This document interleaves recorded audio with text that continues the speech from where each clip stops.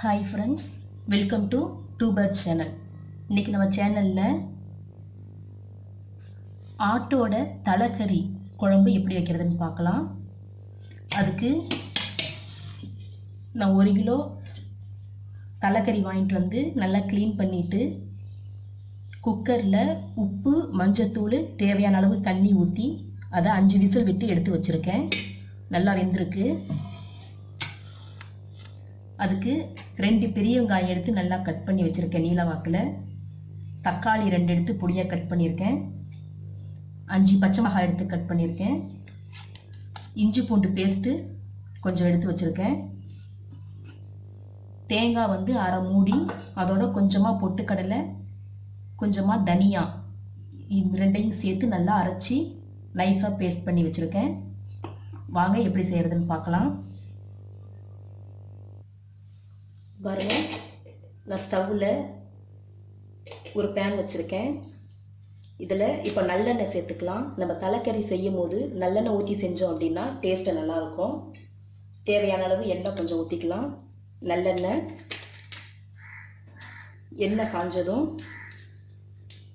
இதில் பட்டை கிராம்பு இதெல்லாம் போட்டு தாளிச்சுக்கலாம். பாருங்கள், எண்ணெய் காஞ்சிருச்சு. நான் ஒரு 2 பட்டை, கிராம்பு, அன்னாச்சி பூ எடுத்திருக்கேன் 1, சோம்பு கொஞ்சம் எடுத்திருக்கேன். இதை தாளிச்சுக்கலாம். இது நல்லா பொரிஞ்சதுக்கப்புறம் எடுத்து வச்சிருக்க பச்சை மிளகாய்,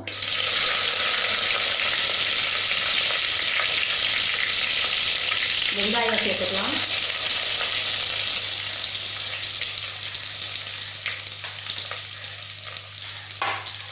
வெங்காயம் சேர்த்துட்டு இதை நல்லா வதக்கிக்குவோம்.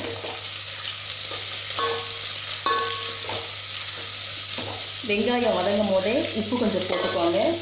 உப்பு போட்டோம்னா நல்லா வதங்கிடும்.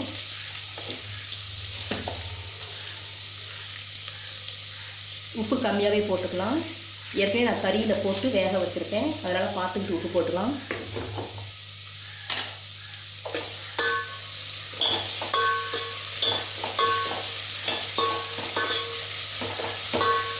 வெங்காயம் வந்து நல்லா பொன்னிறமாக நல்லா வதங்கணும். வெங்காயம் நல்லா வதங்கிருச்சு. இப்போது எடுத்து வச்சுருக்க இஞ்சி பூண்டு பேஸ்ட்டில் தேவையான அளவு எடுத்து போட்டுக்கலாம். போட்டு அதையும் நல்லா மிக்ஸ் பண்ணிக்குவோம். நல்லா அந்த ராஸ்மல் போகிற வரையும் நம்ம இதை ஃப்ரை பண்ணிக்கணும்.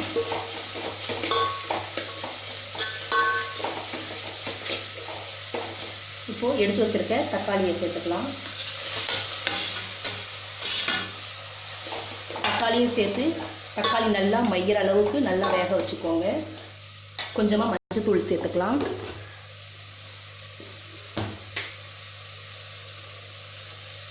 கால் ஸ்பூன் மஞ்சத்தூள் சேர்த்துக்கிறேன். சேர்த்து அதையும் நல்லா மிக்ஸ் பண்ணி விட்டுக்கலாம். மிக்ஸ் பண்ணி தக்காளி வந்து நல்லா குக் ஆகணும். குக் ஆகி நல்லா பேஸ்ட் மாதிரி இருக்கணும். தக்காளி பாருங்கள் நல்லா வதங்கிருச்சு. இப்போ நம்ம வேக வச்சுருக்க கறியை வந்து இதில் சேர்த்துக்கலாம். கறியை சேர்த்துட்டு இது ஒரு 10 நிமிஷம் நல்லா மூடி போட்டு வேக வைக்க போகிறோம்.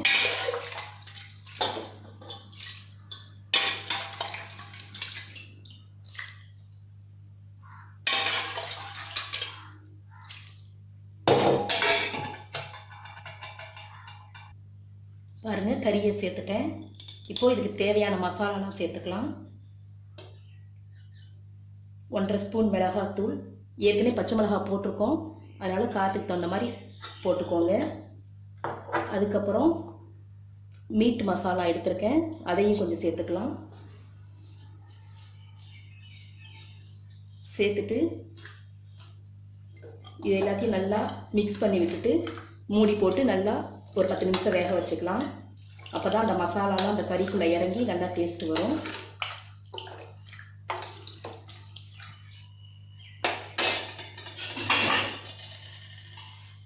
பாருங்கள், மூடி போட்டு ஒரு 10 நிமிஷம் வேக வைக்க போகிறேன்.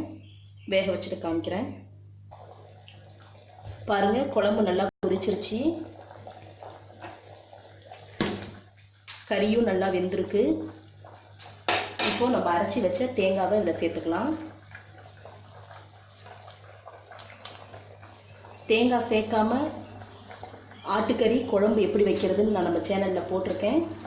அதோட லிங்க் வந்து டிஸ்கிரிப்ஷன் பாக்ஸில் கொடுக்குறேன், செக் பண்ணிக்கோங்க. தேங்காய் இல்லாமல் எப்படி வைக்கிறது அப்படின்னு. இது தலைக்கறி வைக்கிறதுனால நான் தேங்காய் அரைச்சி ஊற்றி வச்சுருக்கேன். தேங்காவை சேர்த்துட்டு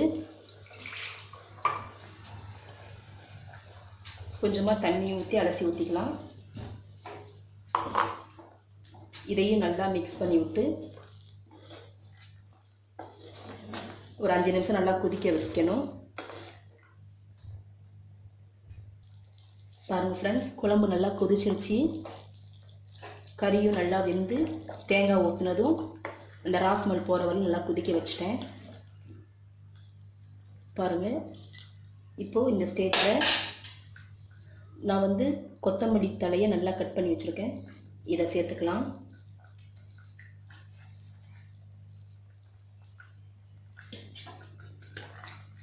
சேர்த்துட்டு நல்லா மிக்ஸ் பண்ணிக்கோங்க. இப்போ நம்மளோட சுவையான தலைக்கறி குழம்பு ரெடி ஆயிடுச்சு. இதே மாதிரி நீங்களும் வீட்டில் செஞ்சு பாருங்கள். செஞ்சு பார்த்துட்டு எப்படி இருந்ததுன்னு கமெண்ட் பண்ணுங்கள். இந்த வீடியோ பிடிச்சிருந்தால் லைக் பண்ணுங்கள், ஷேர் பண்ணுங்கள், சப்ஸ்கிரைப் பண்ணுங்கள். மறக்காமல் பக்கத்தில் இருக்க பெல் சிம்பலை கிளிக் பண்ணிடுங்க. தேங்க்ஸ் ஃபார் வாட்சிங்.